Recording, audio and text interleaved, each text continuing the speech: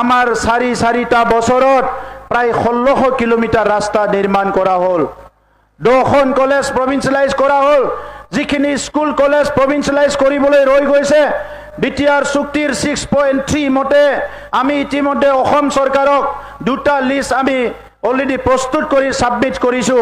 2017 চনৰ প্ৰভিন্সিয়েলাইজ এক্টত ৰৈ যোৱা কিছুমান ইলিজিবল কিছুমান নিজৰ ক্ৰাইটেৰিয়া ফুলফিল কৰা স্কুল বিলাকক আমি সাবমিট কৰিছো আৰু কিছুমান স্কুল আছে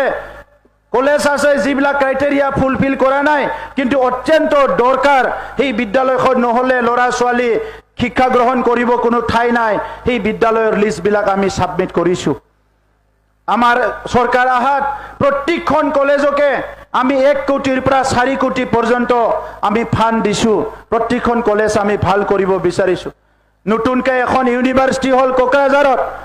আগতে বড়োলেণ্ড ইউনিভাৰ্সিটি আছিলে এতিয়া কোকৰাঝাৰ এখন আমি আৰু নতুন ইউনিভাৰ্সিটি পাবলৈ সক্ষম হৈছো মই অসমৰ মুখ্যমন্ত্ৰী ডাঙৰীয়াক ধন্যবাদ জনাইছো যে তেখেতে পুনৰ আমাক আৰু এখন ইউনিভাৰ্সিটি আমাক দিলে মই ইয়াৰ কাৰণে ধন্যবাদ জনাইছো বিটিআৰ চুক্তিৰ দ্বাৰা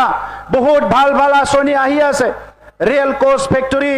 আমি পৰ্বতজৰাত আধাৰশিলা স্থাপন কৰিবলৈ গৈ আছো ইতিমধ্যে কেন্দ্ৰীয় ৰেল মিনিষ্টাৰে